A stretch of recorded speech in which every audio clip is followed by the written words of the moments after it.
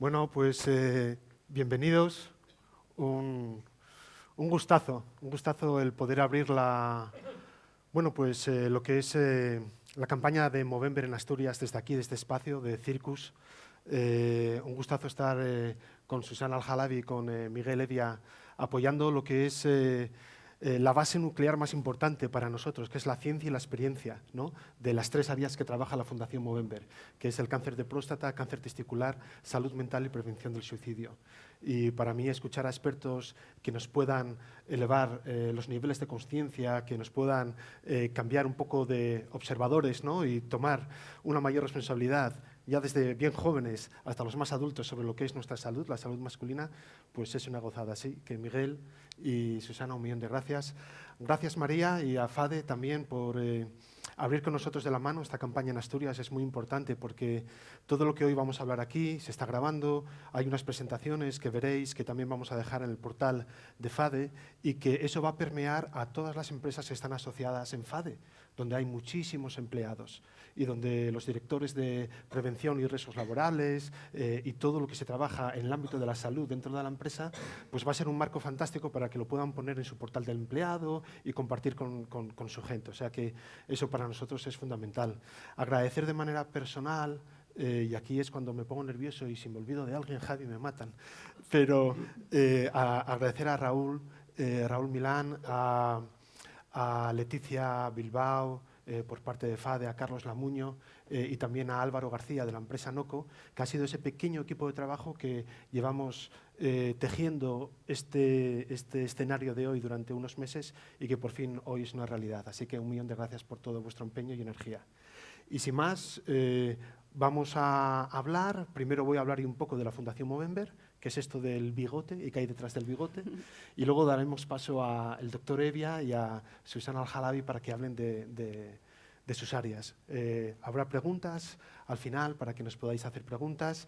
Y me vais a tener que disculpar, mis compañeros aquí de escenario y todos vosotros, porque a las 8 menos 10 tengo que ausentarme 10 minutos porque entro en directo en la televisión del Principado de Asturias con Conexión Asturias, que me quieren hacer una entrevista de 4 o 5 minutos y luego volveré, ¿vale? Así que nada, tomad asientos y empezamos, ¿vale? Yo voy a estar de pie mientras hago la conversación y nada, pues vamos para allá. Bueno, primero dejarme explicaros un poco ¿Dónde empieza esto de la Fundación Movember y dónde surge, ¿no? Porque hay muchas historias detrás de los orígenes de la Fundación Movember, pero solo una de ellas es cierta. Y el origen de la Fundación Movember se centra en Melbourne, en Australia, en 2003, cuando hay dos amigos que se llaman Travis Garon y Luke Slattery, que se encuentran en el pub de todos los días, donde se veían a tomarse una cerveza. Y en aquel momento tocaba una conversación y empezaban a hablar de lo mucho que echaban de menos las modas antiguas donde el caballero, ¿no?, y los caballeros portaban bigote, ¿no?, esa moda de cine, de fashion, y que hacía muchísimos años y muchísimo tiempo que por su barrio de Melbourne no veían a nadie con bigote. Con lo cual ya sabéis lo que nos pasa un poco a los chicos, que somos un poco tontones, que a la segunda cerveza se hicieron una apuesta, y se apostaron a ver si se dejaban bigote ese mes de noviembre. Pero fueron tan grandones, Travis y Luke Slattery, que no quedaron la apuesta entre ellos dos, sino que convencieron a su cuadrilla de 30 amigos y los 30 se dejaron bigote en ese noviembre de 2003. Pasaban los días, las hormiguitas crecían, el bigote empezaba a ser prominente y cuando quedaban día sí y día no en el pub para tomar la cerveza y ver cómo iba el día, estaban ojipláticos del impacto que el simple hecho de haberse dejado bigote había causado entre su familia, sus amigos, sus trabajos. Y daba la casualidad que uno de ellos estaba recaudando y postulando para recaudar fondos para la lucha del cáncer de mama. Y dijo, oyes, ¿por qué no ponemos el bigote a trabajar en favor del cáncer de próstata? Y así en 2004 pasaron de ser 30 a ser 400. Y esos 400 hombres en 2004 pusieron precio a sus bigotes y entregaron el cheque de mayor valor hasta la fecha entregado al Instituto Oncológico Australiano de Investigación contra el Cáncer de Próstata por valor de $45.000. ¿Vale? A partir de ahí es cuando la Fundación Movember empieza a hacerse viral y hoy está presente en más de 21 países a nivel mundial, ha financiado más de 1.250 proyectos de investigación. Somos cerca de 6 millones de colaboradores los que estamos registrados en la plataforma de la Fundación Movember y la Fundación Movember está entre las 50 primeras fundaciones a nivel global en el ranking, pues como las empresas de Fortune, de las 500 primeras empresas, etcétera. La Fundación Movember está en ese top 50, ¿vale? Pero ¿por qué Movember, ¿no? ¿Y por qué y para qué? ¿Para qué hacemos las cosas? Porque eso es lo que muchas veces da el sentido para mover, hacer acciones, ¿no? que tengan impacto. Pues la Fundación Movember existe para dotar de una vida más saludable, más duradera y más feliz a los hombres. Ese es el propósito de la Fundación Movember. Y lo que ha detectado la Fundación Movember es que, de media, a nivel global, los hombres viven 6 años menos que las mujeres. Y además por causas que podrían ser totalmente corregibles.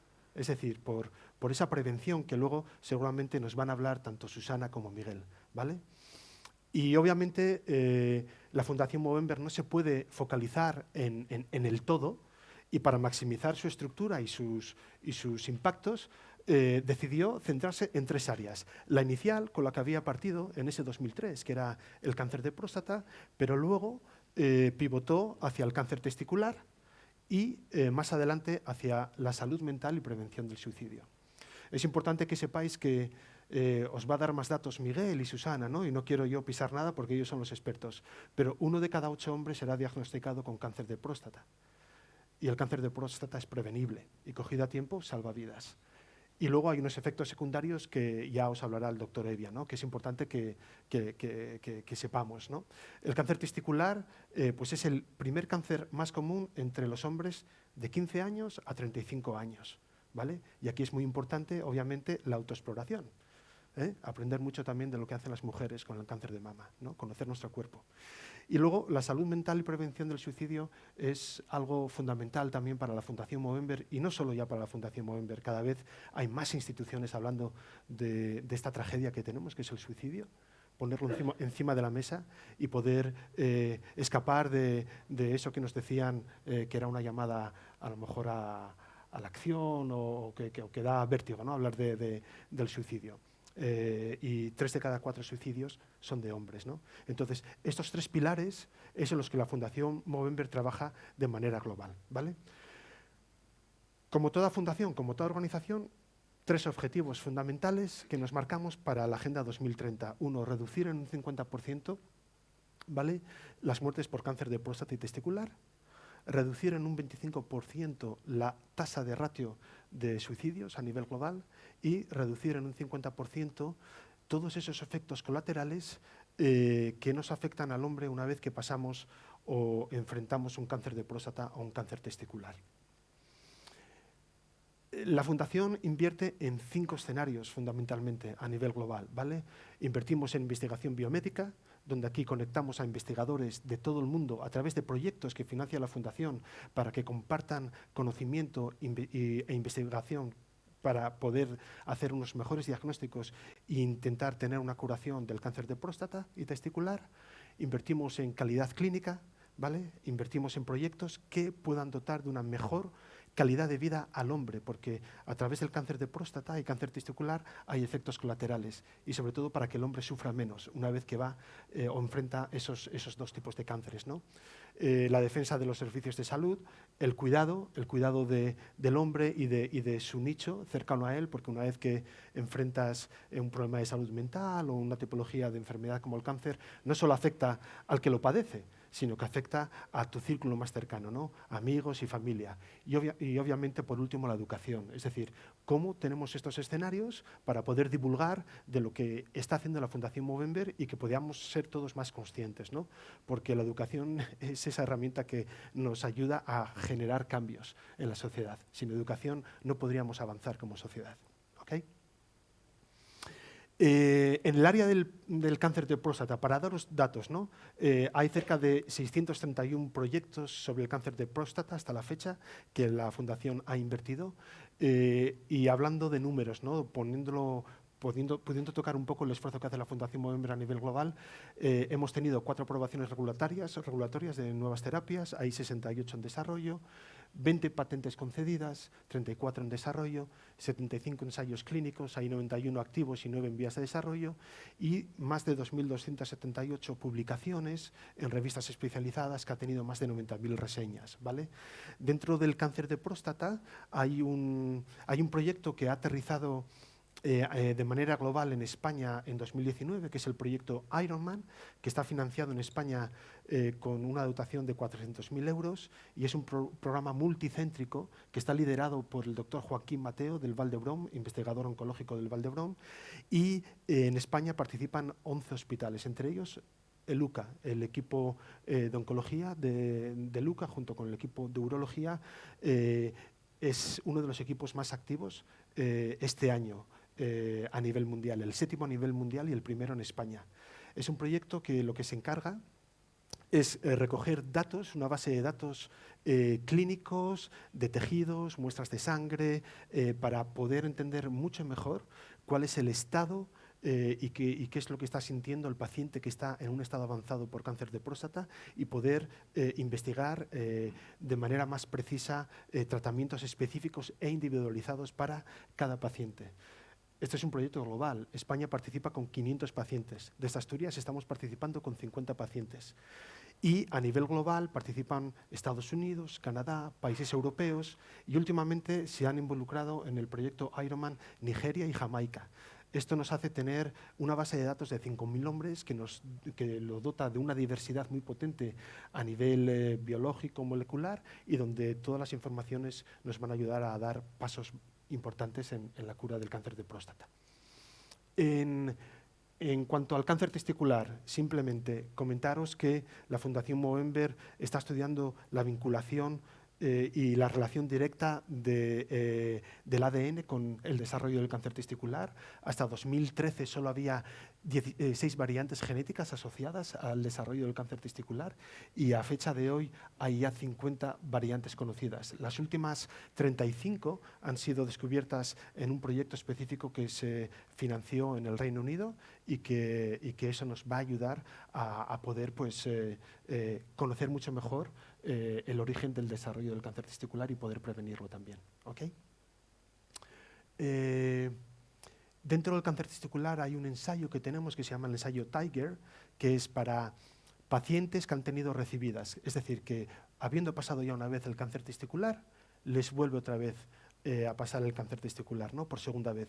Y este ensayo se basa en saber cuál es la mejor terapia para tratarlo, ¿vale? Si es con la quimioterapia convencional o una quimioterapia de dosis más altas con células madres, ¿vale? En este proyecto están interviniendo 420 pacientes a nivel global y 55 hospitales, ¿vale? Esto nos va a ayudar también a saber cómo poder tratar de manera más directa esas recibidas del cáncer testicular, ¿ok? Ahora os voy a poner un vídeo sobre el cáncer testicular que va muy ad hoc a la gente joven, ¿vale? De 15 a 35 años, y para que todos, que seguramente tenemos hijos, sobrinos, nietos, podamos hablar de esto, ¿vale?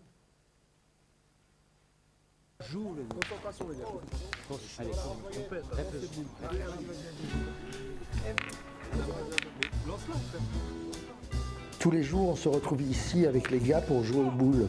On ne peut pas rigoler avec notre matériel, on doit vraiment en prendre soin, c'est vital. Alors, quand elles ne sont pas de sortie, je les garde bien au chaud à la maison. C'est essentiel de les inspecter fréquemment pour être sûr qu'elles soient bien au top. Bon, il y a des gars qui jouent avec des boules de taille différentes, ça c'est pas grave. Le plus important, c'est surtout qu'il n'y ait rien qui cloche et qu'on ne sente pas de gêne quand on les a en main. Parce que le moindre petit pépin, et ça peut être le drame.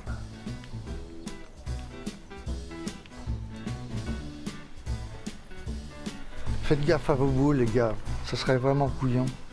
Le cancer testiculaire n'est pas un jeu. Pensez à inspecter régulièrement votre matériel.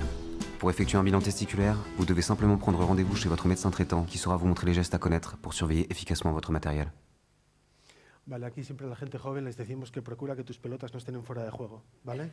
Y que siempre hay una muy buena razón para tocarse las pelotas, ¿no? ¿Eh? Y qué mejor razón que la vida, ¿no?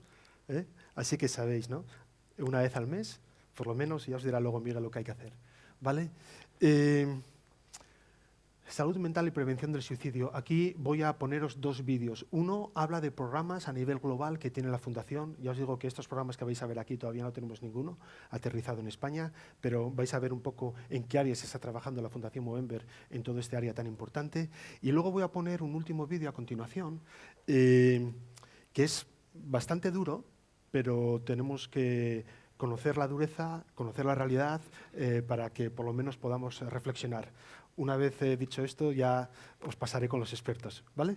¿Ok?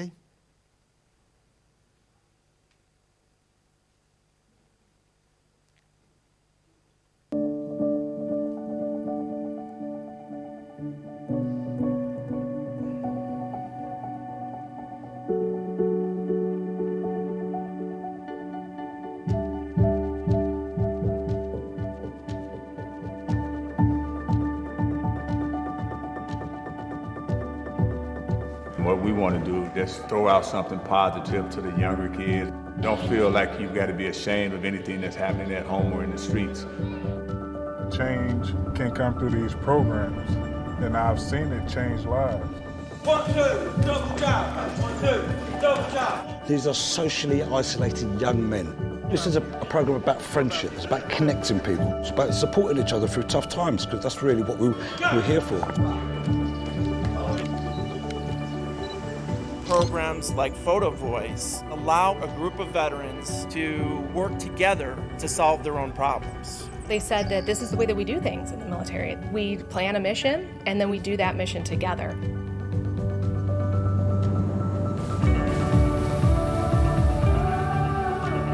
Guys can't go up to each other and say, you know what, man, I'm lonely. Fancy being a mate? You fancy going to the pub with me? Guys can't do that. Why? Why can't they do it? Because there's a stigma around it. There's no stigma coming here. Anybody is welcome at Pipeline. There are so many guys in Australia that are struggling alone. They're not having conversations, they're not reaching out saying that I need help. This program with Waves of Wellness is about being able to normalise the fact that we all go through really shit times in life, so let's just have a yarn about them. And in the meantime, let's go surfing.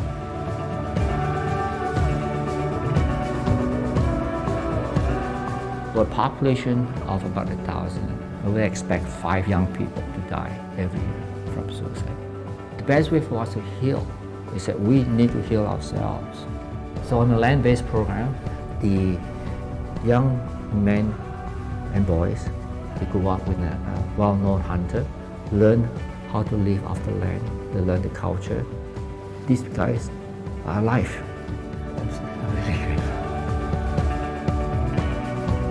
Movember Foundation is changing the game for us. I think the most important thing is actually the hope that this brings. We're changing lives, we're changing attitudes, we're helping men.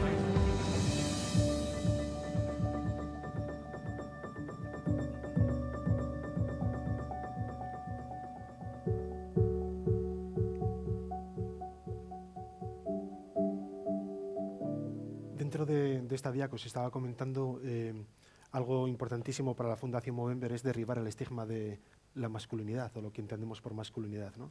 Que es tan limitante muchas veces para nosotros a nivel de sentimientos. Y nada, voy a cerrar con otro vídeo y ya damos paso a Miguel y a Susana, ¿ok?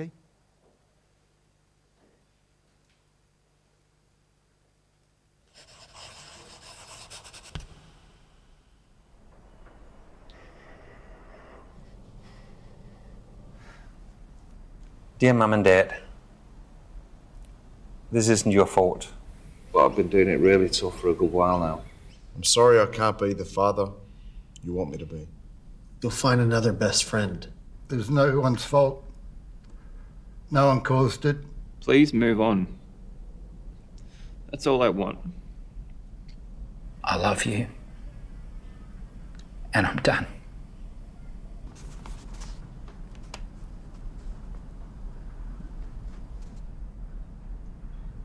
I wrote this 6 years ago. I wrote this 3 years ago. I wrote this 4 years ago. That was 15 years ago.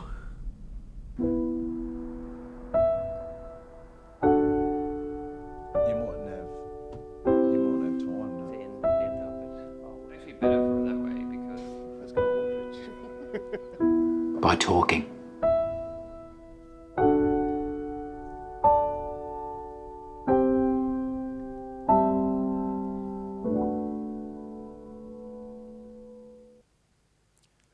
Pues nada, ya sabéis por qué existe Movember, ¿no? Por nuestros padres, por nuestros hijos, por nuestros sobrinos, nuestros amigos, ¿no? Para que tengan vidas más saludables, más duraderas, más felices, para abrir conversaciones y bueno, necesitamos hacer un cambio y para eso os necesitamos también a vosotros, ¿no? Así que si alguien quiere más información siempre puede ir a la web Movember España y ahí apoyar y entender mejor qué es lo que estamos haciendo. Ahora os voy a dejar con el doctor Miguel Evia para que nos hable de su área de experiencia. Gracias. Muchas gracias. Bueno, buenas noches a todos.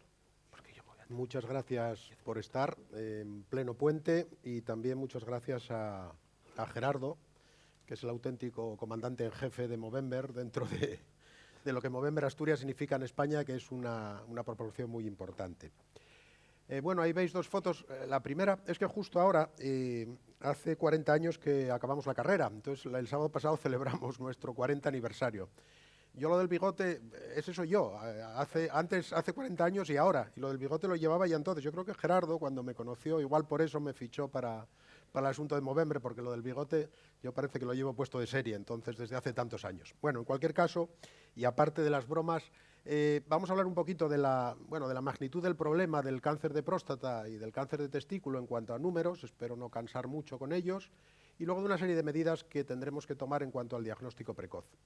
Realmente el cáncer de próstata es el más frecuente de órganos sólidos del varón, con bastante diferencia, tanto en Estados Unidos como en Europa, y eso significa que en hombres, el cáncer de próstata es un tumor, como sabéis todos, presente en hombres de más edad. En esa gráfica se ve que la posibilidad de contraer cáncer con el paso de los años, en verde se ve, es mucho más frecuente en los varones, y entre esos cánceres de próstata está el de próstata como en primer lugar, como veis.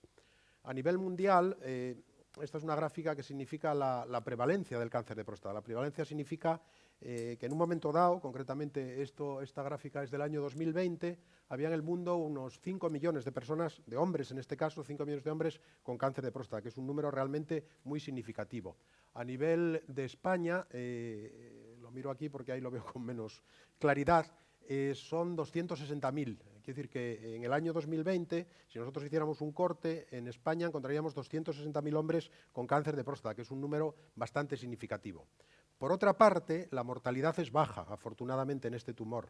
En el mundo significa que al año se mueren aproximadamente unos 370.000 hombres. En España esta mortalidad está en torno a 6.000 varones. 6.000 hombres se mueren por cáncer de próstata cada año en España. Sigue siendo un número muy importante. Como veremos después, esa mortalidad ha ido bajando con el paso de los años y eso se debe sobre todo a una prevención en el cáncer de próstata. En este caso estamos hablando de prevención, entre los epidemiólogos se habla de prevención secundaria. Por no liar mucho la madeja, digamos que prevención primaria es evitar aquellas causas que hacen que aparezca el cáncer y prevención secundaria es diagnosticarlo de forma muy precoz para poder curarlo. En el cáncer de próstata estamos hablando de prevención secundaria y en esas gráficas un poco complejas que se ven ahí, la que está en verde, a la izquierda, según miráis las diapositivas, es la del cáncer de próstata, que se ve claramente que a partir del año 1995-2000 está cayendo de forma muy significativa. Y esto ocurre sobre todo por la prevención y por esta serie de medidas que hemos hecho. Hace muchos años, bastantes años en América, se intentaba hacer un diagnóstico muy precoz del cáncer de próstata, se hacía PSA, como luego veremos, que es un análisis muy conocido a todos los varones, y a partir de unas cifras muy bajas de PSA se empezaron a hacer biopsias. ¿Qué ocurría? Que se diagnosticaban muchos cánceres de próstata, porque el cáncer de próstata es muy frecuente. Se trataban muchos de ellos y se trataban en algunos casos de forma bastante agresiva, con lo cual se dejaban secuelas. Entonces hubo un movimiento en este sentido de decir, bueno, pues realmente merece la pena hacer todo esto para las secuelas que dejamos. Entonces el péndulo, que ocurre muchas veces en la sanidad, las modas son así, pasó al lado contrario, se dejaron de hacer este tipo de diagnósticos precoces de prevención y los americanos se encontraron con que empezaron a diagnosticar cánceres de próstata mucho más avanzados, con metástasis, ya no curables. Entonces ahora han vuelto un poco a la prevención, tanto los americanos como en Europa, como veréis a continuación. ¿Cuál es la incidencia del cáncer en España? Pues el año pasado, por ejemplo, se diagnosticaron concretamente 31.000 varones en España de cáncer de próstata. Es el más frecuente, junto con el de mama, como veis en esta gráfica. En rojo se ve el de mama en mujeres, en azul el de próstata en hombres. Son tumores de comportamiento muy similar. De hecho, veremos después que que en algunos hombres que tienen antecedentes ya no solo de cáncer de próstata, sino de cáncer de mama, y presentan algún tipo de genes muy específicos del cáncer de mama, su riesgo de cáncer de próstata es más alto y además de tumores más agresivos. Concretamente se llama BRCA1, un gen específico. Todo esto que os cuento está también en relación, todo este diagnóstico precoz, digamos, está en relación con la presencia de cáncer de próstata muy frecuente en autopsias. Esto se sabe desde hace muchos años y ahí en la gráfica se resume un poco el porcentaje de varones que nosotros encontraríamos con focos microscópicos de cáncer de próstata si pudiéramos ver las próstatas de todos los hombres. Llegaríamos a las cifras de hasta un 80% en varones de 80 años, un 70% a los 70, un 50% a los 60, con lo cual es un tumor frecuente que no siempre va a ser agresivo, por eso es por lo que hay que diagnosticarlo y saber qué hacer con él, como veremos después. Se ha hecho un estudio hace años a nivel nacional, el primer estudio epidemiológico importante que se hace en España en cuanto a la incidencia de cáncer de próstata, en el que Asturias ha participado con un buen número de varones, y ahí se demostró que Asturias es una región dentro de España en la que la tasa de incidencia del cáncer de próstata es más elevada que en el resto de España, alrededor de unos 130 varones aproximadamente en relación al resto de España, que la media andaba rondando los 80, o sea que es una incidencia bastante más alta. Eso se demuestra también en estas tasas, en estos datos del registro de tumores del Principado de Asturias de años anteriores. Se hablaba de en torno a 600, 700 casos de varones con cáncer de próstata. Más recientemente, en el año 2012, digamos que el registro de tumores de Asturias va un poquito lento en cuanto a datos, pero bueno, nos movemos en esas cifras, para que os hagáis una idea, en torno a unos 800 casos nuevos de cáncer de próstata al año en Asturias, que es una tasa de incidencia más alta, de media, más alta que en el resto de España. ¿Qué pasa por contra? Que se diagnostican muchos tumores, como os vengo diciendo, pero sin embargo la tasa de mortalidad o la relación entre la cantidad de tumores que tenemos y la mortalidad ha ido bajando con los años en la próstata, cosa que no ocurre, por ejemplo, como veis en el pulmón, se mantiene, en el colon recto se mantiene, sin embargo en el de próstata ha ido bajando. ¿Por qué? Pues porque ese diagnóstico que hacemos precoz nos permite hacer un tratamiento que es mucho más eficaz en el sentido de mejorar la supervivencia. ¿Cómo se hace el diagnóstico? Pues ya yo creo que casi todos lo sabemos. Son dos pruebas muy sencillas, por lo menos de inicio. Es hacer un PSA, que es un análisis de sangre en el que se detecta una sustancia que produce la próstata y que circula en sangre, y un tacto rectal. Hay mucho mito en cuanto a la historia del tacto rectal, que es una cosa dramática y tal. Bueno, no tiene ningún sentido, esto es una cosa que son 30 segundos o 20 o 10 y no pasa nada. Quiere decir que, y como antes decía la presidenta de la FADE, en muchas ocasiones, antes, ahora cada vez es menos frecuente, pero venían habitualmente las parejas de los hombres, decían, no, traigo a mi marido, a mi pareja, a mi hijo, bueno, a quien fuera, porque no quiere hacerse la exploración. Es algo muy sencillo, muy rápido, son, nada, 20 segundos, y con esas dos pruebas nosotros somos capaces de empezar a hablar de la posibilidad de que haya un cáncer de próstata. El PSA es una sustancia que se descubrió hace muchos años, en el año 70, por Richard Ablin, y este mismo Richard Ablin, luego veréis un artículo que hizo en el New York Times, que lo comentaremos de pasada, que fue el que tuvo quizás más trascendencia en cuanto a mover el péndulo en el sentido de dejar el diagnóstico precoz, que luego han vuelto atrás.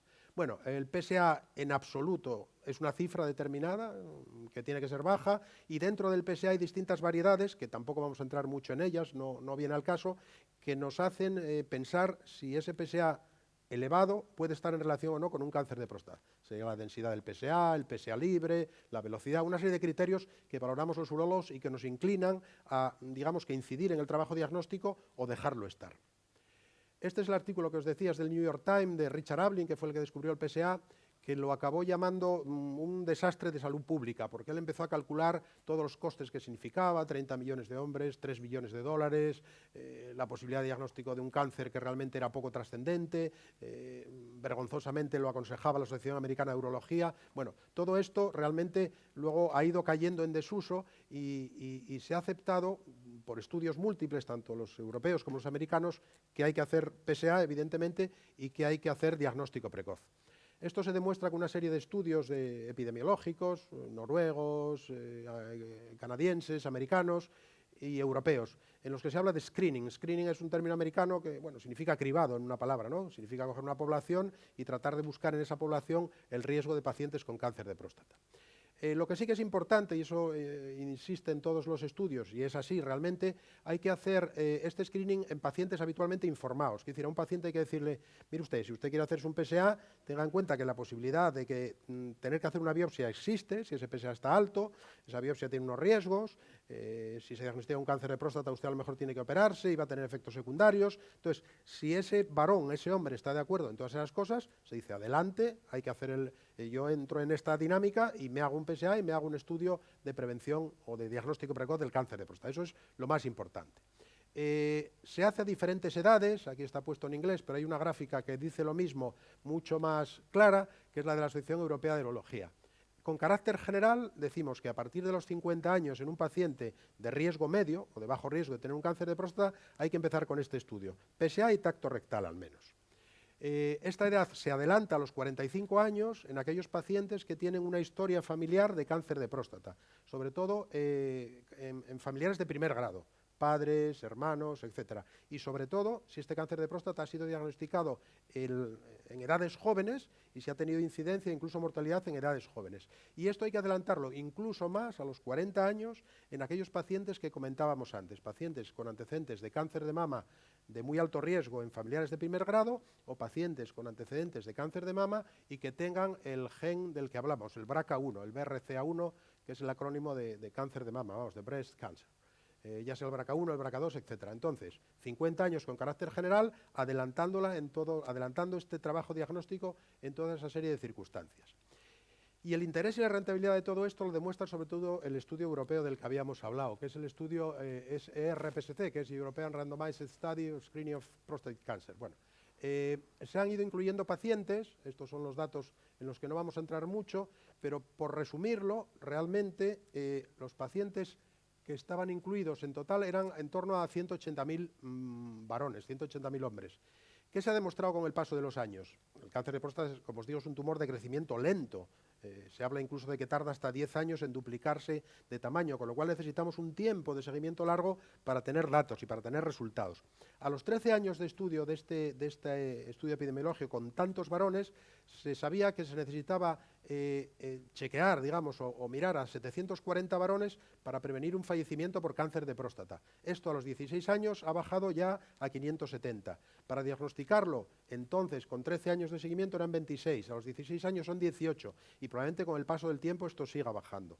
Estas cifras son incluso mejores que el cáncer de mama. Siempre se dijo que el cáncer de mama necesitaba diagnóstico precoz y en tiempos, hace años, hablaba de que la próstata no era necesario. Hoy día se ha demostrado que el número necesario de pacientes a estudiar para mejorar estas cifras es más bajo en el cáncer de próstata que en el cáncer de mama.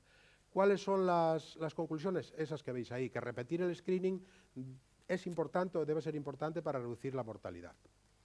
Hay situaciones que alteran el PSA, evidentemente el PSA nosotros siempre decimos que es un análisis muy sensible, se altera con muchas cosas, pero muy poco específico. No siempre que está elevado hay un cáncer de próstata debajo, pues ya sea una próstata grande, ya sea una inflamación, una infección urinaria, una eyaculación reciente, un tacto rectal reciente, montar en bicicleta, todo ese tipo de circunstancias hay que considerarlas en algún momento. Y luego, el diagnóstico definitivo siempre vamos a hacerlo por una biopsia. Nosotros necesitamos tener una muestra de la próstata, ya sea por vía transrectal, como veis aquí, que es la biopsia habitual, ya sea por vía transperineal, que es otro tipo de biopsia, que bueno, no vamos a entrar en detalles, dependiendo de dónde se sospeche que esté el tumor, se hace de una manera o de otra, y con eso confirmaríamos la existencia de un cáncer de próstata. ¿Qué arma tenemos nueva en los últimos años de calidad que nos ayuda en esta decisión? Pues la resonancia magnética. Hasta hace pocos años teníamos tacto rectal, PSA, tacto rectal patológico, sospecha de tumor, biopsia, tacto rectal normal y PSA elevado, biopsia, pero muchas de esas biopsias eran inútiles o no acertábamos con el sitio en el que había tumor. La resonancia multiparamétrica con contraste que hacemos hoy día nos da mucha información en este sentido, hasta el punto de que, por una parte, puede excluir la necesidad de una biopsia, si esa resonancia es completamente normal, aunque el PSA esté alto, y si esa resonancia es patológica en cuanto que haya alguna zona sospechosa, nos orienta a dónde tenemos que biopsiar. Con lo cual, el pilar ahora mismo sería PSA, tacto rectal y resonancia magnética. De hecho, en todas las guías se dice que antes de hacer una biopsia es conveniente hacer una resonancia magnética de próstata. No siempre es posible en la sanidad pública por las listas de espera, por todas estas historias, pero lo ideal debería de ser eso. Y luego, una vez conocida dónde está esa alteración, hacer una biopsia dirigida con una ecografía a la zona sospechosa en la resonancia. Todo esto puede condicionar, como os decía antes, a un sobretratamiento en algunos casos, pero que realmente esto se puede controlar de alguna forma con uno de los tratamientos que hoy día manejamos, que es lo que se llama vigilancia activa. Se considera ya un tratamiento y realmente lo que hacemos es en aquellos pacientes que diagnosticamos un cáncer de próstata que llamamos de muy, muy bajo riesgo, pues de todas las biopsias un porcentaje muy pequeño, muy poco agresivo, etcétera, nosotros podemos decirle a ese paciente, tiene usted un cáncer de próstata de muy poca intensidad y usted puede vigilarse, podemos hacer una vigilancia activa, seguirlo, repetir la resonancia, controlarlo, incluso más adelante sabemos que si eso progresa seremos capaces de tratarlo y de resolverlo sin riesgos de que se nos vaya de las manos, en una palabra. Entonces, esa es un poco la cuestión. La cuestión es decir, ¿es necesario el tratamiento cuando es posible o es posible el tratamiento cuando es necesario? Bueno, son argumentos para descartar otra de las cosas que se hacía en tiempos a la que eran muy aficionados los nórdicos, que era el watchful waiting, que era, bueno, esperar sin más, ¿no? Decían, usted tiene un cáncer de próstata, y dice, bueno, pero como va lento, veremos lo que hacemos. Eso no es lo correcto. Lo correcto es lo otro, la vigilancia activa. Entonces, y como resumen de todo esto, hay que hacer un screening, que es adecuado, evidentemente, un cribaje con nuevos test, diagnosticarlo por biopsia. Hay otro tipo de tratamientos que realmente van a mejorar o rebajar sobre todo los efectos secundarios, que hablamos de la terapia focal. Hasta ahora hemos mencionado lo que es la vigilancia activa, que digamos que es estar encima de ese tumor de muy poca intensidad, pero que si lo diagnosticamos a tiempo no nos va a dar guerra, y hay otra opción que sería la terapia focal. La terapia focal consiste, ahora os lo enseñaré, en tratar solamente el tumor. Hay otro método diagnóstico, aparte de la resonancia magnética, que se llama, bueno, tiene unas siglas así un poco complejas, que es PET-PSMA, es una especie de escáner muy específico, una tomografía de emisión de positrones, que lleva una sustancia parecida al PSA, el PSA de membrana, que nos permite diagnosticar o localizar el tumor. De hecho, hoy día en algunos hospitales están haciendo ya estudios experimentales con buenos resultados para diagnosticar el cáncer de próstata solo con resonancia y con este estudio, sin biopsia. Probablemente sea el futuro.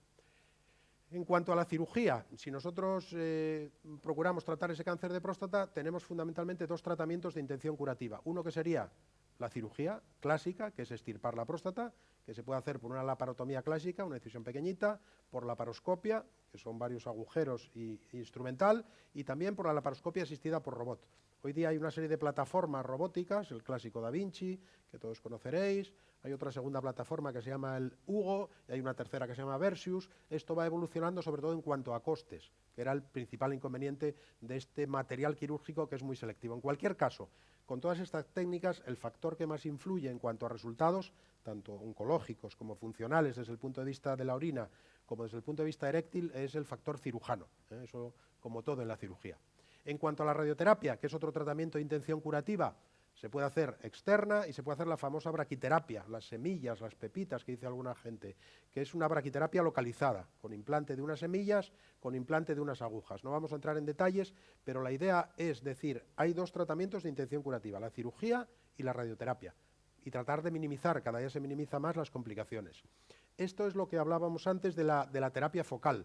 Se hacen otros muchos órganos, en el riñón, en el pulmón, en el intestino. Entonces se está planteando cada vez más, lo que pasa que todavía con criterios experimentales, la terapia focal. Si nosotros tenemos métodos diagnósticos tan importantes que nos permiten localizar el tumor, ¿por qué vamos a quitar la próstata y por qué no vamos a tratar solamente esa zona? Esto está en fases ya muy avanzadas con distintas fuentes de energía, fundamentalmente el frío, la crioterapia, unas bolas de hielo que congelan esa parte de la próstata. También se puede hacer con calor, que es el HIFU, o también se puede hacer con láser y con electroporación. Esto está en fase experimental, pero probablemente llegue a no mucho tardar. Y esta sería la gráfica de la vida a lo largo de la vida de un paciente con un cáncer de próstata. Inicialmente tiene un PSA elevado, diagnosticamos el cáncer, lo operamos, puede estar bien o seguir bien. Hay un porcentaje de pacientes que con el tiempo recidivan, recurren, vuelve a subir el PSA, hacemos otros tratamientos, damos hormonas, vuelven a recurrir, y ahí es donde tenemos muchos tratamientos nuevos, que también es otra variante, para aquellos pacientes como los que decía Gerardo, de cáncer de próstata avanzado, en fase metastásica, como el estudio Ironman que él mencionaba, en el que han salido en los últimos años, 3, 4, 5 años, un montón de fármacos que han conseguido mejorar significativamente la supervivencia de estos pacientes. Yo recuerdo pacientes, ahora mismo tengo un paciente, colega mío, que tiene 86 años, yo creo ahora, se diagnosticó un cáncer de próstata hace 7 años, metastásico, con metástasis viscerales, óseas, etcétera. Le dimos tratamiento con hormonas, estuvo 1 año respondiendo a las hormonas, al cabo de ese año dejó de responder, le dimos un fármaco nuevo, enzalutamida concretamente, y lleva 6 años perfectamente y con el PSA en 0. Esto hasta hace muy poquitos años era impensable. Entonces, todos estos fármacos se están imponiendo en cuanto a tratar fases avanzadas del cáncer de próstata. ¿Todo ello qué quiere decir? Que bueno, el cáncer de próstata, que hasta hace unos años era realmente fatal, hoy día podemos hablar ya más, como ocurre en la mama, por la similitud que tienen ambos, de una enfermedad crónica más que de un cáncer agresivo. Y también lo que sería tratamientos ya de último más novedosos, pues los tratamientos, lo que se ha dado en llamar la teragnosis, es una mezcla entre diagnóstico y tratamiento, con el PSMA, con el PET, etcétera, en el que nosotros seríamos capaces de administrar un fármaco que actúe directamente sobre las células tumorales. Bueno, esto está también en fase de experimentación, pero llegará probablemente. Y 2 palabras para acabar sobre el cáncer de testículo, porque ya Gerardo lo mencionó. ¿Cuál es lo básico? Pues hombre, conocer los testículos, evidentemente. Él puso unos vídeos muy explicativos. La incidencia de cáncer de testículo, pues ahí la veis, en hombres en 2020, pues alrededor de unos 30.000 varones en toda España. La incidencia del testículo, pues unos 1.400, esto era en el mundo, digo en España como unos 1.400, 1.500. En Asturias serían unos 40 casos al año aproximadamente. ¿Qué es lo que tenemos que hacer para prevenirlo? Pues fundamentalmente la autoexploración.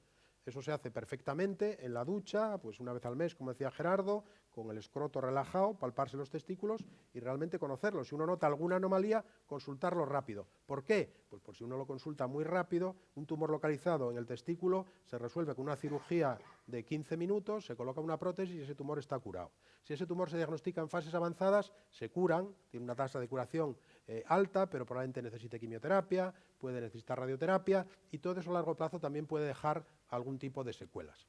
Los tumores localizados en el testículo se curan en el 99-100% de los casos. Si la extensión es regional, con algún ganglio a distancia, etcétera, van a necesitar unos ciclos de quimioterapia. También se van a curar en un 96%. Si la extensión es a distancia, con metástasis, la tasa de curación baja.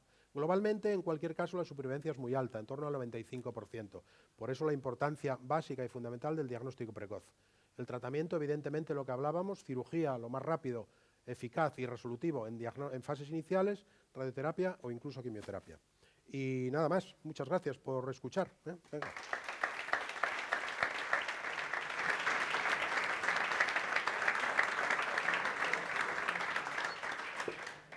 Pues es mi turno. ¿Tú misma?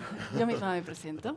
Hola, muy buenas tardes a todos, gracias por venir. Yo soy Susana Al-Jalabi, doctora en Psicología y profesora de la Facultad de Psicología de la Universidad de Oviedo. Aunque bueno, ahora mismo Gerardo no está, quiero agradecerle, ¿no?, que cuente pues, un año más conmigo para un tema que yo creo que es de especial relevancia e interés, ¿no? Voy a intentar no enrollarme. Confieso que esto de dar clase y ser profesora hace que a veces me enrolle más de lo necesario, pero prometo no hacerlo. Bueno, yo voy a empezar mi pequeña presentación de una forma un poco heterodoxa, ¿no?, y más allá de dar datos, y que lo haré, ¿no?, como solemos hacer los académicos, voy a empezar con un mensaje muy claro, ¿no? Vamos a hablar de prevención de conducta suicida, vamos a hablar de salud mental, y entonces mi primer mensaje es que para las personas que están hoy aquí, o cualquier persona que nos esté viendo cuando mire esta grabación, ¿no?, si alguien se encuentra en una situación particularmente oscura o dolorosa de su vida en estos momentos y tiene pensamientos de suicidio, que es algo que nos puede pasar a todos en algún momento de nuestra vida, en el que nos sintamos particularmente atrapados, por decirlo así, y sintamos que la vida no merece la pena, es importante pedir ayuda. Los pensamientos de suicidio son pasajeros. Aunque en un momento muy oscuro no lo veamos, esas crisis pasan. Y si estamos del otro lado, es importante también saber, ¿no?, que necesitamos brindar ayuda, buscar ayuda profesional si la necesitamos, y estar ahí durante ese periodo de crisis, ¿no? Aunque los momentos oscuros son intensos, son pasajeros, ¿no? La vida es dinámica. Bien, esto entronca con el siguiente mensaje que a mí me gustaría dar, ¿no?, más allá de aspectos técnicos. Yo no voy a hablar mucho sobre aspectos técnicos, sino de prevención. Y es que la conducta suicida o el suicidio, la conducta suicida engloba, ¿no?, a todo, a los pensamientos, a los deseos, a los intentos y finalmente a la muerte por suicidio, es un asunto de todas las personas. Tradicionalmente se ha considerado que se trataba pues, de una cuestión pues, de los clínicos, de los sanitarios, ¿no? Como si fuera un aspecto exclusivo de salud mental, y hoy en día ese abordaje ya es muy obsoleto, es un paradigma muy obsoleto, y lo que yo vengo a contaros es que se trata de un asunto tan clínico o tan sanitario como social, ¿no? Aunque clásicamente lo hemos situado en cuestiones de averías intrapsíquicas, por decirlo de alguna forma, ¿no? de problemas mentales, pero la salud mental es principalmente relacional. Y tan importante es en la salud mental, ¿no? Pues la presencia de una dificultad concreta individual como las tasas de desempleo de un país, por decirlo así de una forma, ¿no? Pues, simple que podamos verlo, ¿no? Entonces, es un asunto en el que todos, absolutamente todas las personas, tanto los profesionales como los agentes sociales, ¿no? Y cualquier persona, cualquiera, tiene en su mano la posibilidad de, en un momento determinado en la vida de alguien, suponer un punto de inflexión, ¿no? A través de preguntar, escuchar o derivar adecuadamente. Bien, esto es una diapositiva que yo suelo poner a mis alumnos de máster, que siempre la utilizo desde hace años. Es verdad que ahora ya hay mucha más información. Yo llevo trabajando en el campo de la conducta suicida casi 20 años y los últimos 3 años ha sido una explosión, pues no sé, exponencial, ¿no? El interés sobre este tema, por fin. Entonces yo les digo a los alumnos, bueno, en nuestro planeta se produce una muerte por suicidio cada 5 minutos. ¿Qué opináis? ¿Que esto es verdadero o es falso, ¿no? Entonces la mayoría me dice, no, esto es falso, ¿cómo va a ser, no? Y yo digo, sí, efectivamente es falso, pero porque es demasiado poco, ¿no? La realidad es que se produce una muerte por suicidio en nuestro planeta cada 40 segundos. Estamos hablando de un problema de salud pública de unas dimensiones tales que uno no se explica cómo es que no se conoce, ¿no? Y no se conoce porque tenemos entre manos un problema de salud pública, insisto, que está rodeado de un gran estigma y un gran tabú, que eso a su vez supone una barrera para su prevención. Entonces yo cada vez que tengo que hacer, ¿no? Presentaciones o ponencias o conferencias específicas, antes, ¿no? de empezar a hablar sobre asuntos técnicos particulares, tengo que dedicar un poco de tiempo a desestigmatizar, para que sepamos dónde tenemos que ubicar correctamente este fenómeno. Y insisto, no es en el psiquismo personal de cada individuo, que también es un lugar que le corresponde, ¿no? Pero es que en psicología es muy importante conceptualizar bien los problemas, los fenómenos, entenderlos, porque así como conceptualicemos el fenómeno que tenemos entre manos, así será la relación de ayuda que prestemos. Si pensamos que se trata de una avería o de un problema individual, entonces no tendremos una responsabilidad colectiva. De ahí que sea tan importante, ¿no? La cuestión es que ya la Organización Mundial de la Salud en el 2014 dijo que era necesario, ¿no? poner este tema en la agenda pública de los países miembros. No sé si han visto las noticias últimamente, pero entre las múltiples noticias que tenemos, una de ellas de la semana pasada es que España no aprobó una ley nacional de prevención de suicidio una vez más, independientemente de cuál sea el partido político. Seguimos sin cumplir el compromiso que la OMS pidió a los Estados miembros, ¿no? desde el 2014. Y la OMS también nos dejó claramente en un informe clásico que la prevención del suicidio es posible a nivel individual y colectivo, y que el estigma y el tabú que rodea este fenómeno forma parte de las barreras para su prevención, ¿no? De ahí que sea necesario actividades como estas para sensibilizar. En nuestro país, concretamente, los últimos datos que tenemos, que son del año 2020, por cierto, tenemos unos sistemas de vigilancia con un decalaje de 2 años, lo cual también es una barrera para su prevención. Hay otros países que no los tienen, pero bueno, sería otro tema. La cuestión es que murieron casi 4.000 personas en nuestro país por suicidio.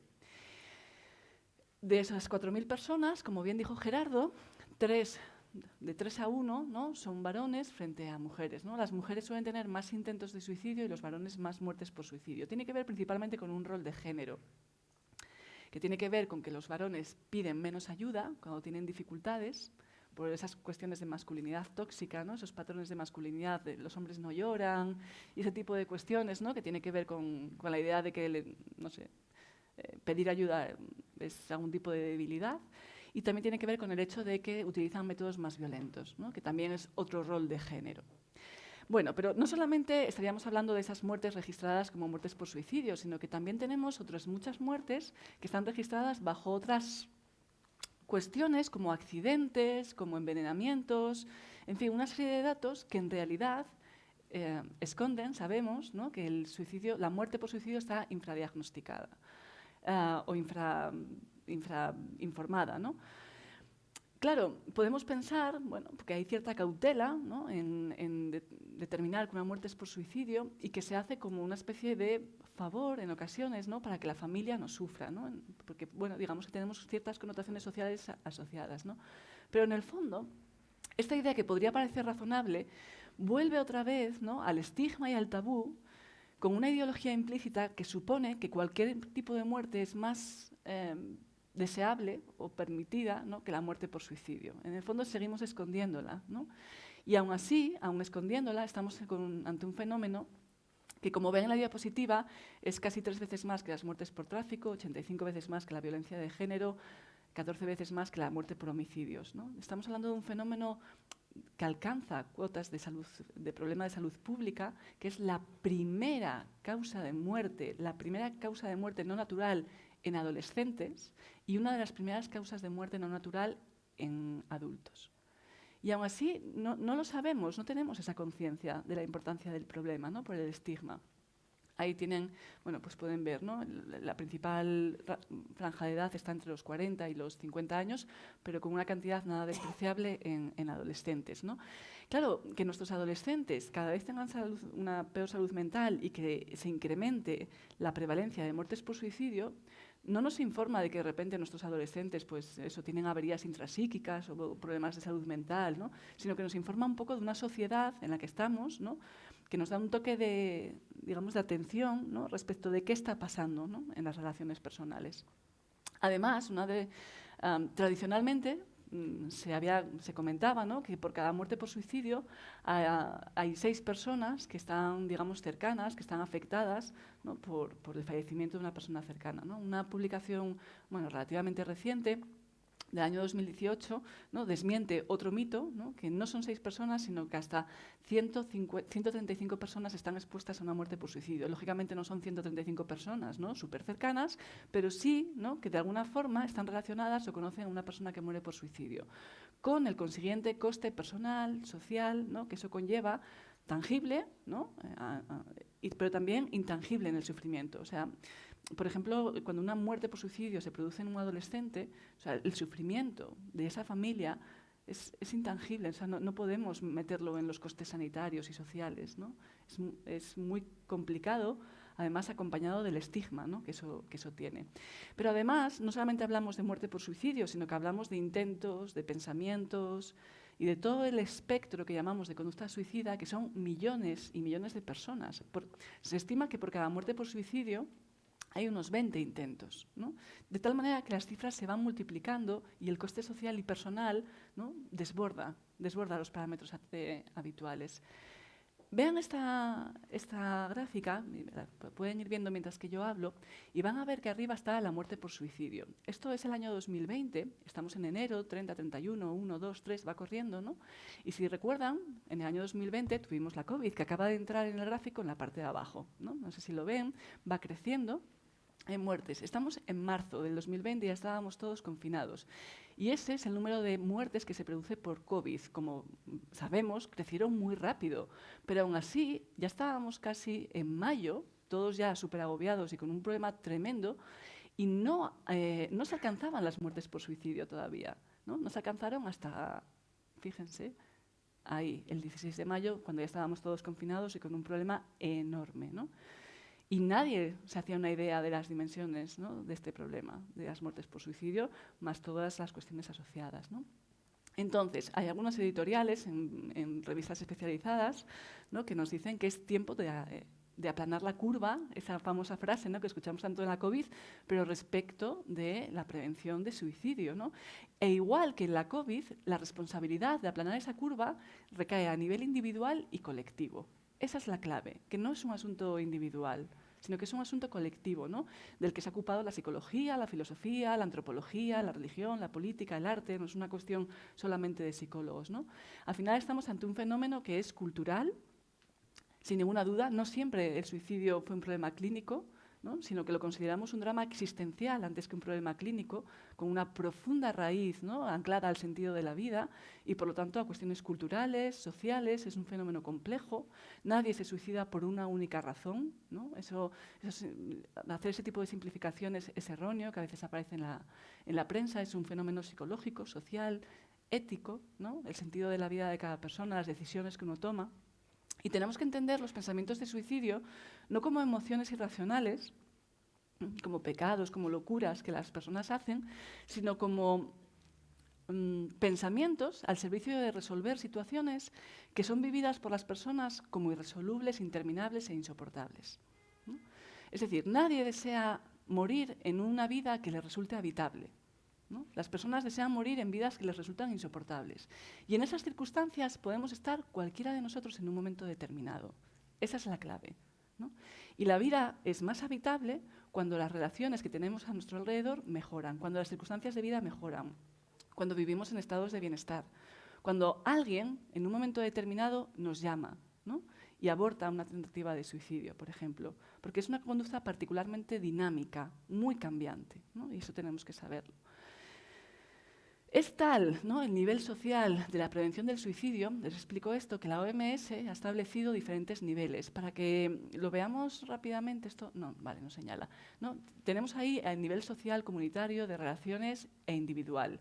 Y todas esas cosas que podemos hacer, ¿no?, se ven traducidas en intervenciones de carácter universal, que son para toda la población, selectiva para grupos vulnerables e individual para indicada para individuos de riesgo.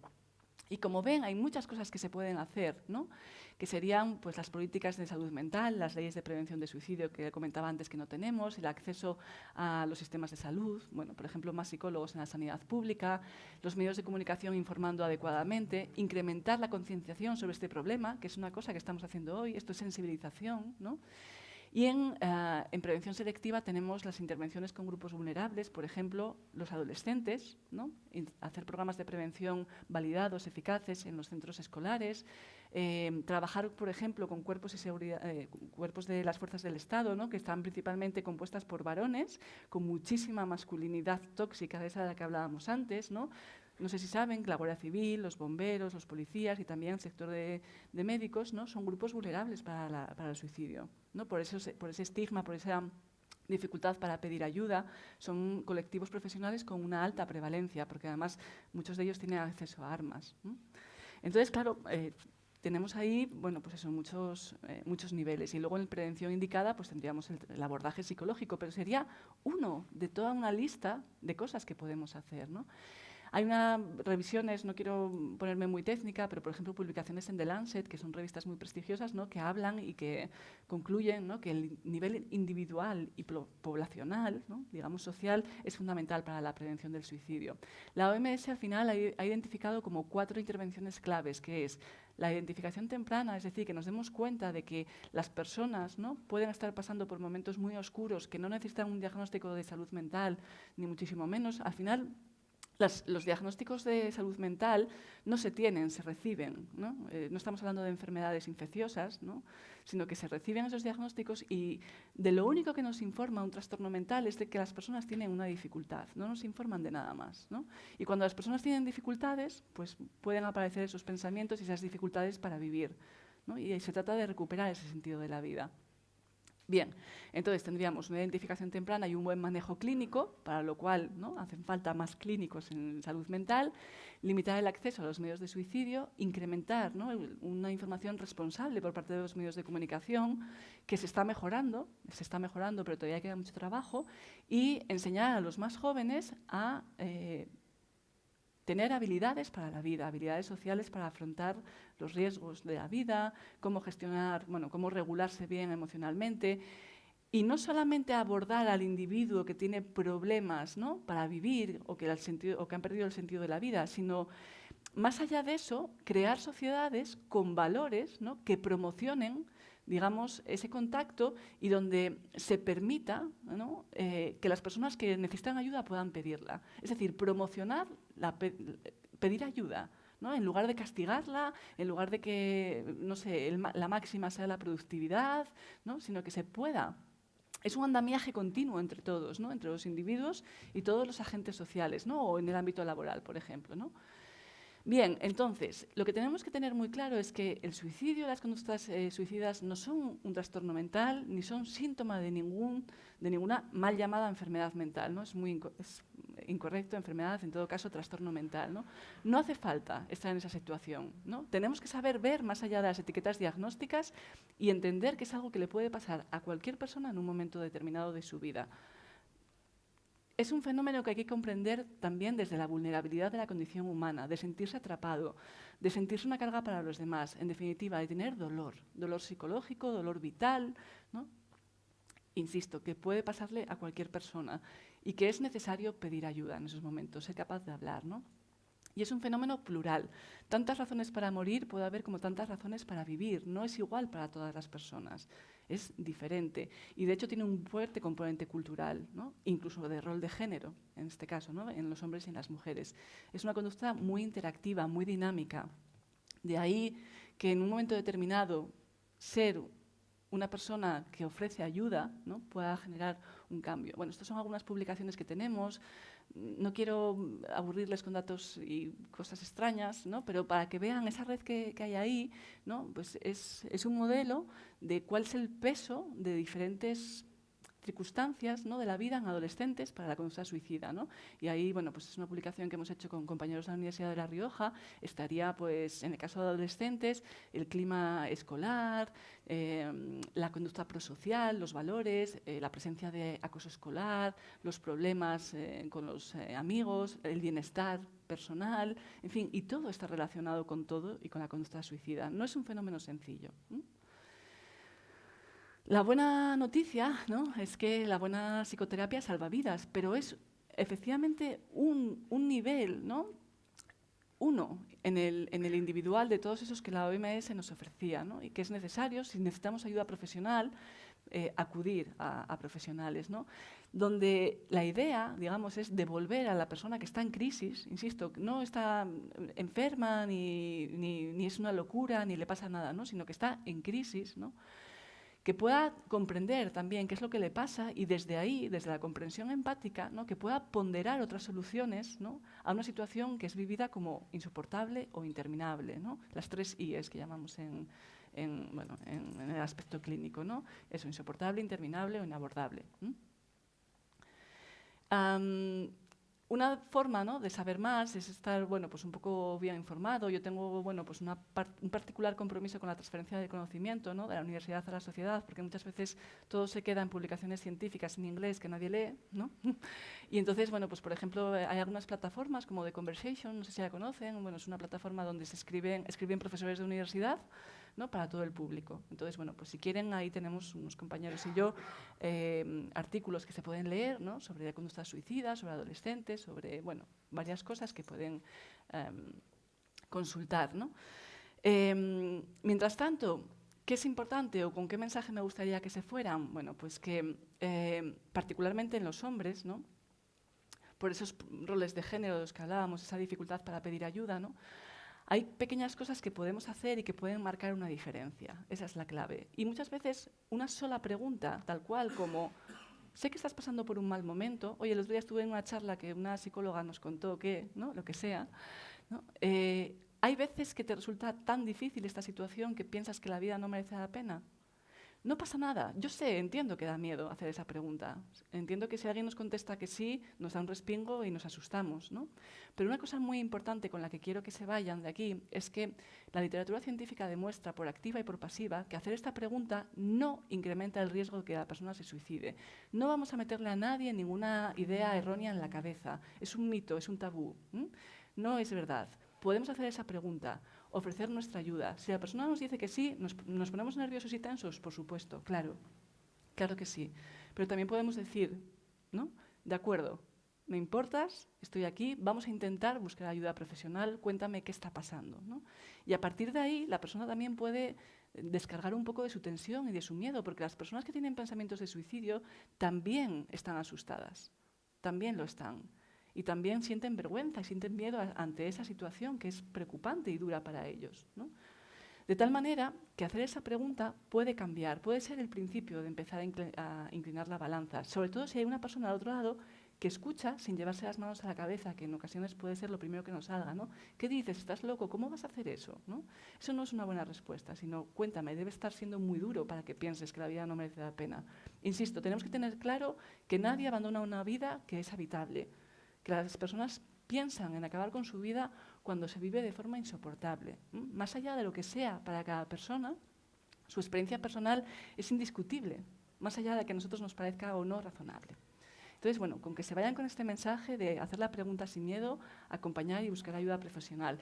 Y en caso necesario, en caso de una crisis o de una situación de emergencia, llamar al 112, que también es algo que debemos saber todos. Ya está. Muchas gracias.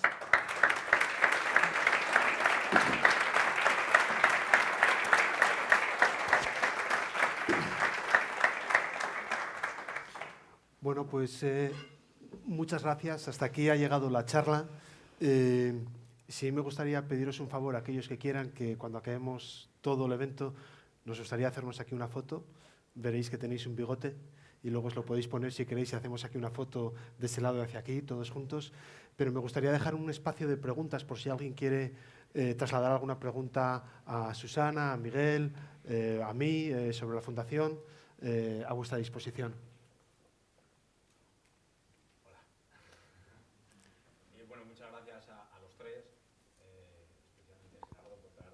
Estas dos presentaciones tan fantásticas. Muchas gracias. Gracias a Susana y al doctor Evia por las exposiciones maravillosas, por no arrogarme yo aquí el micrófono mucho tiempo. Solo a Susana quería preguntarle por esa parte final en la que aparecían artículos periodísticos. Yo estaba pensando que muchas veces en la prensa se ha mantenido una cierta, no sé cómo llamarlo, ¿no?, distancia sobre ciertos casos, ¿no?, dejando entrever en la propia noticia que quizás haya habido un suicidio, pero había como una especie de, no sé si código estandarizado o cierto tabú, pero no se decía, ¿no? Y yo quería preguntar sobre esto porque también nos hemos visto algunas personas relacionados con familiares que han tenido un caso de suicidio, no sabes cómo aproximarte, cuando vas a lo mejor a un tanatorio y una persona ha muerto por una enfermedad, pues todo el mundo te da los detalles incluso de esa enfermedad, de cómo ha pasado sus últimas horas, te puedes interesar por ello, pero si sabes que ha sido por una circunstancia como esa, normalmente no te atreves a decir nada, ¿no? Yo quería preguntar cómo aproximarse cuando ya, desgraciadamente, pues se ha llegado tarde, ¿no? Supongo que también por interesarme por las personas de cerca. Muchas gracias. Es una pregunta relevante, porque es un asunto en el que todos estamos un poco perdidos, ¿no?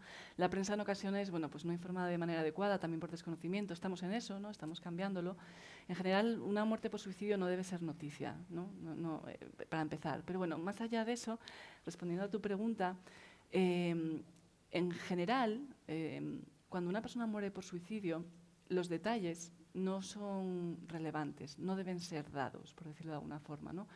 Para prevenir, como agentes de prevención que podemos ser cualquiera, los detalles o el método no es algo que deba trascender, por decirlo de alguna manera, ¿no? Ni las circunstancias de la muerte. Ahora bien, si yo sé que hay una persona que ha muerto por suicidio, no hay ningún problema en decirlo. Y el mensaje, ¿no?, que uno puede dar cuando se aproxima a eso es, pues qué pena, porque una persona en estas circunstancias debía estar sufriendo mucho y no nos dimos cuenta, ¿no? Es una sensación también de fracaso social, colectivo, ¿no? No nos dimos cuenta. De hecho, es una de las cosas que más aparece, ¿no?, en familiares. ¿Cómo pudo pasar? Nadie lo vio venir, ¿no? Pues porque no sabíamos que teníamos que ver. Esa es la cuestión, ¿no? Entonces, no supimos verlo. Es un fracaso colectivo. Qué pena, cuánto sufrimiento, ¿no?, había ahí. Y nada más, y no pasa nada por pronunciar la palabra, porque muchas veces las personas que se quedan, ¿no?, los llamados supervivientes, que es así como se llama al colectivo, lo que se llama, en suicidio tenemos prevención, intervención y posvención, ¿no? La posvención sería pues esa atención que se le da a las personas que quedan, que pueden tener duelos complicados. Agradecen, ¿no?, que se hable de la persona, que no desaparezca, porque precisamente ese estigma y ese tabú hace que de repente haya un silencio que resulta muy doloroso para las personas que quedan. Entonces, Si queremos aproximarnos, pues lamentar el sufrimiento que acompañaba a esa persona por su muerte y no hacer ningún tipo de preguntas sobre métodos, ¿no? Porque los detalles no añaden nada más que dolor, en este tipo de muertes al menos. Perfecto, gracias. A ti. Hola, buenas tardes. Me gustaría preguntar al doctor Hevia. Me ha llamado poderosamente la atención la tasa de incidencia de Asturias con respecto a otras comunidades. Esto se puede ver quizá a la estructura de la población en Asturias, tan envejecida, es factores genéticos, ambiental, o sea, o una mejor detección en Asturias. ¿A qué se puede ver? Ocurren todas esas cosas. Concretamente, Asturias es una población bastante envejecida.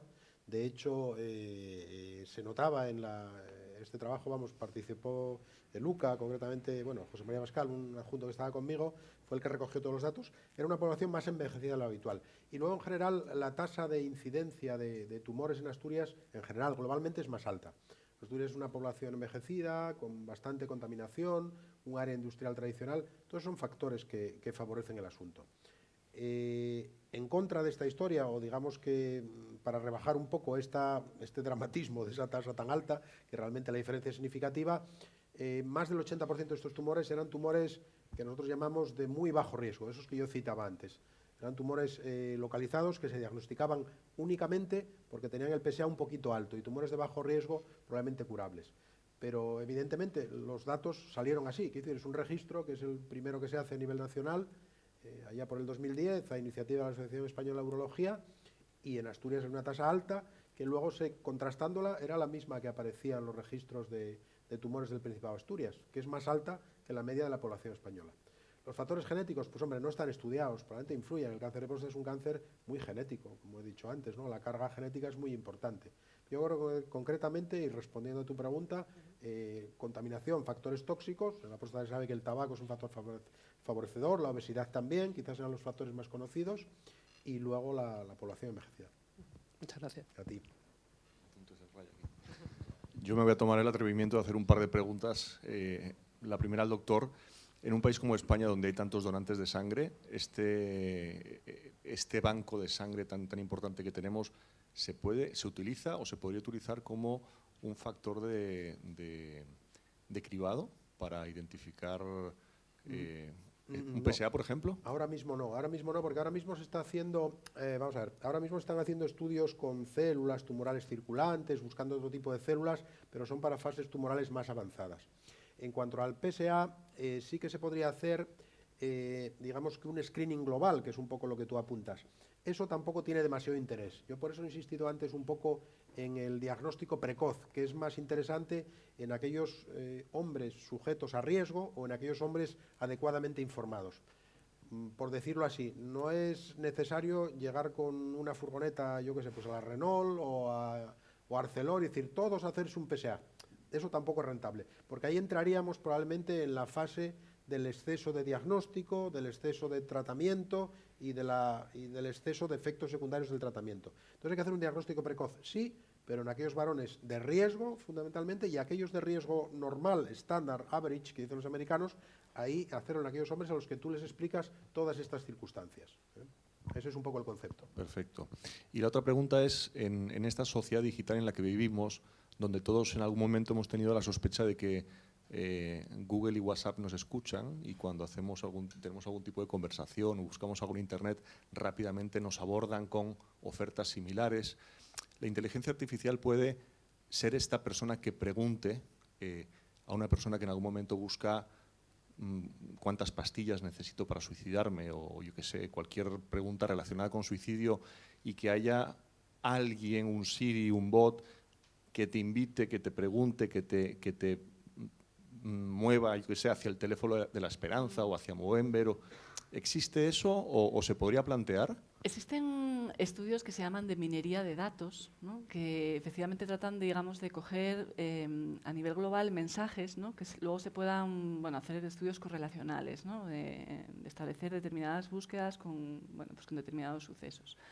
No sería mala idea, ¿no? Al final de lo que se trata es de derivar a ayuda, ¿no? No creo que la ayuda pueda venir de la inteligencia artificial porque, pues creo que en muchas ocasiones no se trata tanto de decir como de estar, ¿no? Y el contacto humano, el estar, el permanecer al lado de alguien, ¿no?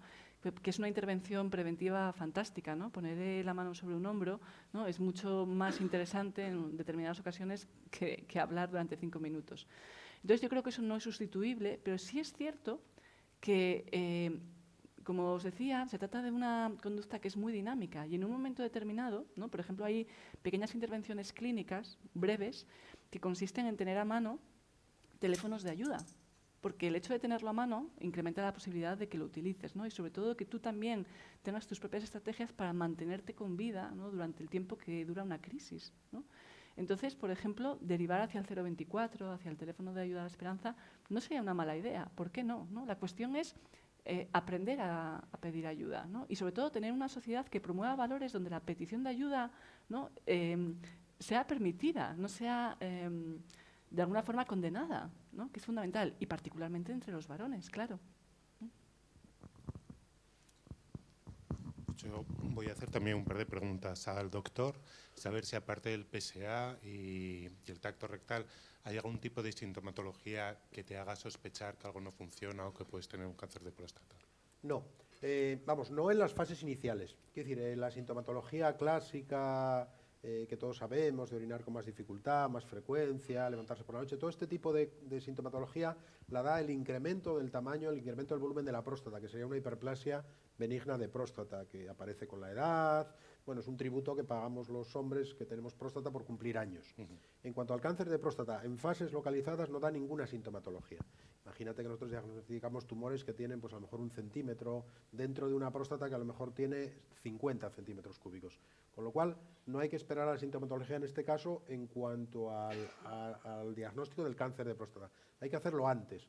Si queda sintomatología y desgraciadamente seguimos viendo pacientes que ingresan, cada vez menos afortunadamente, pero yo recuerdo hace muchos años, por eso tengo muchos años, de pacientes que llegaban al hospital parapléjicos, en una silla de ruedas, por metástasis en la columna vertebral y por una sección medular o por un aplastamiento vertebral, que luego salían caminando, parecía el milagro de tal, porque les ponía sus hormonas, aquello se reducía, etcétera. Pero no. El cáncer de próstata inicial no da ningún síntoma específico.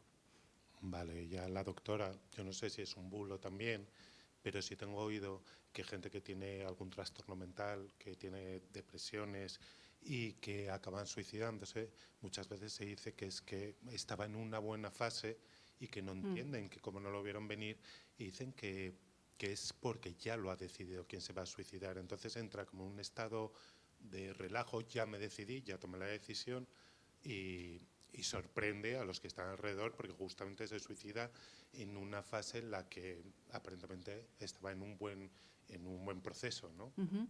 Sí, eso que comentas es un fenómeno que puede aparecer sobre todo en personas diagnosticadas con depresión. Ojo, eso no quiere decir que el suicidio aparezca como síntoma de la depresión, ¿no? Son cosas diferentes. Pues, voy a poner un ejemplo muy rápido, ¿no? Pero, por ejemplo, que las personas que tengan una enfermedad terminal, por poner un ejemplo, ¿no? Tengan en un momento un pensamiento, ¿no? de suicidio, no quiere decir que el suicidio sea un síntoma de una enfermedad terminal, ¿no? Sino que es una situación en la que uno está, ¿no? La depresión ocurre lo mismo. Es razonable que correlacione, ¿no? Pues porque hay cierta desesperanza. ¿Qué ocurre? Como os comentaba, las personas que tienen pensamientos de suicidio también están asustadas, también tienen miedo, también están en una situación dilemática, es un conflicto, y lo podemos entender mejor, un conflicto existencial, ¿no? Ocurre a veces que efectivamente cuando se toma esa decisión, ¿no? Digamos, existe cierto alivio, ¿no? Porque tomar una decisión de esas características es muy duro, es un dilema muy grave para las personas, ¿no?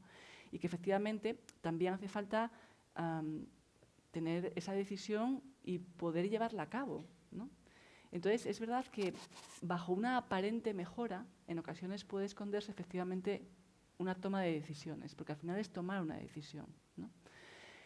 Por lo que hay que estar particularmente atento, ¿no? Los clínicos eso lo tienen, digamos, lo tenemos bastante claro, pero es cierto que en ocasiones puede resultar para las personas de fuera inexplicable, ¿no? Pero se explica a través de este proceso. Sí, correcto. A ti. Quería hacer yo una pregunta al doctor Bedia. A mí ya me llegó un screening o cáncer de colon, ¿existe algo o el sistema tiene algo que también para el cáncer de próstata, cuando tienes más de 50 años, nos dicta o algo? ¿O es voluntario? Exactamente, es voluntario. Es el concepto que expliqué antes. No hay un digamos que no hay un screening masivo, porque eso tampoco parece que aporte demasiadas cosas. Es eso, aquel paciente que tiene interés en el asunto o tiene antecedentes, está claro, pero no hay ningún sistema dentro de la sanidad que diga, que recuerde a los hombres, tiene usted 50 años, hágase un PSA. No existe. Entonces, es más, digamos que un diagnóstico activo, una prevención activa en cuanto a la búsqueda del asunto. No, realmente, hombre, yo no sé qué porcentaje de varones no se hacen un PSA de más de 50 años, probablemente un porcentaje pequeño, tampoco está estudiado. Lo habitual es que todo el mundo, todos los varones a partir de cierta edad, en la analítica de rutina que su médico de cabecera suele hacer, pues le incluyan un PSA y ahí saltan un poco las alarmas. Pero proactivamente no hay ningún sistema en marcha. Ok, vamos a ir acabando. ¿Hay alguna pregunta más? Sí. Mira, yo tenía una pregunta, porque yo siento que es que como que nos venden ahora que estamos en un mundo mejor, más tecnológico, más avanzado, y te quería preguntar sobre por qué se suicidan más ahora también niños, adolescentes. ¿Es que estamos peor que antes? ¿Cuál es la teoría por lo que estos suicidios han aumentado tanto? Es una pregunta que no se responde fácilmente en un minuto, ¿no? Pero sí es verdad que la prevalencia es mucho mayor, sobre todo en población infantojuvenil. De eso no hay ninguna duda y se puede deber a varios factores. Uno es la mejora en el registro de datos, ¿no? Que ha mejorado, y en segundo lugar, bueno, más allá de circunstancias particulares, ¿no? Se constata que la existencia de las redes sociales para la salud mental de los adolescentes está teniendo un efecto nefasto. Tanto en la capacidad que tienen para regular sus emociones como para comprenderlas en los demás, ¿no? Y donde ante la ausencia de juicio crítico que los adolescentes tienen, porque son adolescentes, no por otra cosa, no tienen capacidad de análisis crítico, ¿no? Respecto de ciertos modelos de vida, ¿no? Que se les ponen delante, donde ellos creen, ¿no? Pues que la vida es como aparece en las redes sociales, que es una referencia, un marco de referencia fundamental para ellos, ¿no? Donde parece que existe cierta felicidad obligada, ¿no? Sabemos los adultos que no funcionan así, pero ellos todavía no lo saben, ¿no? Y entonces eso genera un caldo de cultivo, ¿no? De frustración, de yo no soy capaz de alcanzar ese nivel de vida, esa satisfacción, y además no soy capaz de comunicarme adecuadamente, ¿no? Con mis iguales o con mis padres, porque tampoco están adquiriendo las competencias de comunicación necesarias. Hay muchos estudios, pero voy muy rápido, ¿no? En la que, por ejemplo, se demuestra que los adolescentes cada vez tienen más dificultades para reconocer las emociones de los demás a través de la interpretación del rostro, porque están acostumbrados a los emoticones. Esto es una cosa fascinante para los adultos, ¿no? Y también hay algunos estudios clásicos, también muy llamativos, en los que aparecen, ¿no? Voy a la conclusión, los adolescentes prefieren recibir una descarga eléctrica antes que aburrirse 15 minutos. Es un estudio, bueno, un poco largo de contar, muy curioso, ¿no? Pero tenemos una población infantojuvenil con una intolerancia a la frustración, al aburrimiento, etcétera, ¿no? Muy alta, que eso es una cascada de consecuencias en salud mental, ¿no? No tengo tiempo ahora para explicarlo, pero es una cascada. Esto me lleva a esto y esto, y al final el suicidio de lo que nos informa es de sufrimiento y es de dolor, ¿no? No nos informa de eso, de enfermedades ni nada de eso, ¿no? Entonces nos informa de muchas dificultades. Vale. Gerardo, ¿me dejas hacer una última pregunta? Por supuesto, Leticia. Pues además soy la única chica que se ha atrevido, así que... como madre de dos adolescentes, chico y chica, y aprovechando la pregunta que acaban de hacer, igual te hago una pregunta obvia, pero en esa sociedad digital en la que estoy totalmente de acuerdo con esto de los 15 minutos, vamos, es tremendo, no se pueden aburrir 15, no, vamos, ni 2. ¿Qué hacemos los padres? Digo que igual es una pregunta obvia, y igual muchos estamos haciendo cosas, pero bueno, me gustaría que nos dijeras también un poquito. Sí, no es una pregunta obvia, es una pregunta muy razonable y es una preocupación muy razonable, ¿no? En primer lugar, lo que los padres podemos hacer es ser unos buenos modelos en casa de petición de ayuda, de cuando uno se encuentra mal, ¿no? Comentarlo abiertamente, ¿no?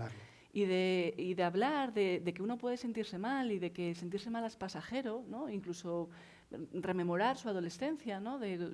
No sé si nos acordamos, pero aparte de los problemas habituales de la adolescencia, yo no sé si se acuerdan de las crisis existenciales que teníamos, ¿no? Porque pagamos un precio alto por tomar conciencia de nuestra existencia, y es tener crisis existenciales, ¿no? Y el nihilismo, hay publicaciones que hablan del nihilismo como raíz de de los problemas de conducta suicida en algunos adolescentes, ¿no? Entonces, hablar. Mira, puede ocurrir esto. A veces sentimos que la vida no merece la pena. Nuestro primer desamor es terrible, pero esto va a pasar. Aunque lo veamos que no, pasa, ¿no? Entonces, ser un buen modelo, hablar, estar abiertos, puedes pedir ayuda, debes hacerlo. Nosotros mismos hacerlo cuando nos encontramos mal, ¿no? Y proponer modelos saludables de afrontamiento del estrés, ¿no? No legitimar el consumo de drogas, ni la ira, ¿no? Mientras que nosotros lo hacemos, quiero decir, proponer métodos saludables para aliviar las crisis personales que pasamos, ¿no? Hablar con los amigos, ejercicio físico, cuidar nuestra salud, etcétera, ¿no? Entonces, ser buenos modelos y que también tengan perspectiva crítica respecto de lo que ven en las redes sociales. Ellos no la tienen, pero nosotros sí, ¿no? Esto no es la vida, ¿no? La vida tiene altos, tiene bajos. Cuando estamos abajo tenemos que pedir ayuda, hablar constantemente. Proponerlo en casa, abiertamente, sin miedo, sin ningún miedo. Se puede hablar del tema, no pasa nada, ¿no? Al contrario. Es buena idea. Muy bien, pues nada, damos finalizada la charla. Millones de gracias por vuestra asistencia, millones de gracias al Espacio Circus por dejarnos este maravilloso local y colaborar con la Fundación Movember. Gracias a FADE, ¿no? Gracias a Miguel, a Susana, por todo el conocimiento que ha compartido. Y yo llevo siendo embajador de la Fundación Movember desde 2017, que me lo propusieron desde Londres. Realmente a mí siempre me gusta invitaros a que todos y cada uno de vosotros que estáis aquí sois embajadores, porque de alguna manera podéis hablar con vuestro entorno más cercano lo que habéis escuchado. Los más jóvenes con sus colegas o preguntando a sus padres cuándo ha sido la última vez que se han hecho un control de próstata, ¿no? O entre vosotros de qué manera conocéis vuestro cuerpo, ¿no? Para controlar vuestros testículos. O cómo nosotros que vivimos en un mundo que es totalmente un tsunami lleno de ruido, podemos tener calidad para observar y escuchar, porque nos pasan cosas que no observamos y vamos a 1000 por hora. Entonces me encantaría que cada uno de vosotros os pongáis el brazalete de embajadores y que podáis comentar lo que habéis escuchado hoy en esta sala. 1 millón de gracias y si queréis nos hacemos aquí una foto.